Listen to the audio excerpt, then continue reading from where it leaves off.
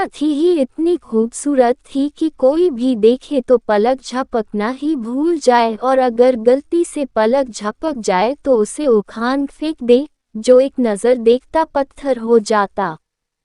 ऐसा बिल्कुल भी नहीं कि शीना नहीं जानती थी कि हर कोई उसकी अदाओं पर घायल हो जाता था और उसके सपने लेने लगता था, उसकी खूबसूरती को चाहे भरता था, पर वो तो ऐसे शख्स की तलाश में उम्मीद लगाए थी जो उसकी खूबसूरती के कारण नहीं बल्कि उसे उसकी शख्सियत को भी समझे भी, और वो जैसी है वास्तविक ज़िंदगी में उसे वैसे ही दिल से स्वीकार करे, उसकी अच्छाई और बुराइयों के साथ।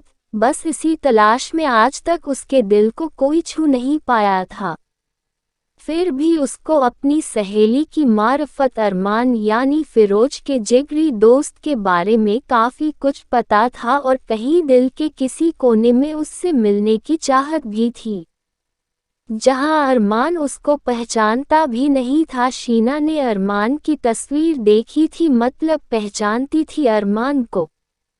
शामियाने में कदमबोसी करते हुए शीना के कानों में बहुत तरह की आवाज़ें और आहें पन रही थी, पर वो कनखियों से किसी खास शख्स को तलाश रही थी। तभी अरमान ने शामियाने में आती दुल्हन और उसकी सहेलियों को देखा तो शीना को देखते ही होश खो बैठा और मन ही मन सोचने लगा, सुभान अल्लाह, ये ख्वाब है या हकीकत? हो ना हो यही शीना है, और अगर नहीं है तो भी यही है जिसके लिए मेरे खुदा ने मुझे यहाँ भेजा है। शीना की निगाहें भी बहुत बेसब्री से अरमान को ढूंढ रही थी, और जैसे ही उसकी नज़रें अरमान से मिली तो शीना देखती रह गई उन गहरी आंखों में।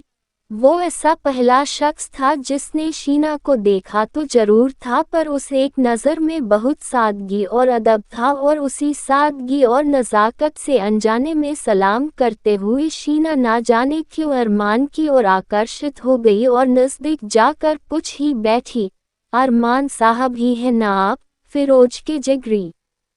असल में तो शीना पहचान चुकी थी, पर अनजान बन कयास लगाने का दिखावा कर रही थी। अरमान? जी बजा फरमाया, खाकसार को ही अरमान कहते हैं। आपकी तारीफ। या खुदा ये शीना ही हो, दिल ही दिल। अरमान ने दुआ मांगी। शीना, अंदाज़े बयां उम्दा है आपके। कनीज़ को शीना बोलते हैदराबादी अंदाज में शीना ने मुस्कुराते हुए कहा। अरमान हैरान हो कर, कनीज़ क्या बातें करती तुम और कनीज़, तुमको तो शहजादी होना मांगता और हमको उस शहजादी को गुलाम। अरमान ने भी हैदराबादी अंदाज इख्तियार कर लिया। शीना अरमान की बात सुन खुद पर काबू नहीं रख पाए और बेबाकी से खिलखिला कर हंसने लगी। उसका गोरा चेहरा गुलाबी हो चला था और हंसते हुए गालों के डिंपल और भी खूबसूरत हो चले थे, और उन सब पर मोतियों से दांत जो उसकी हंसी पर चार चांद लगा रहे थे। उसकी इस हंसी ने सारी महफिल का ध्यान उसकी सखी और खींच लिया।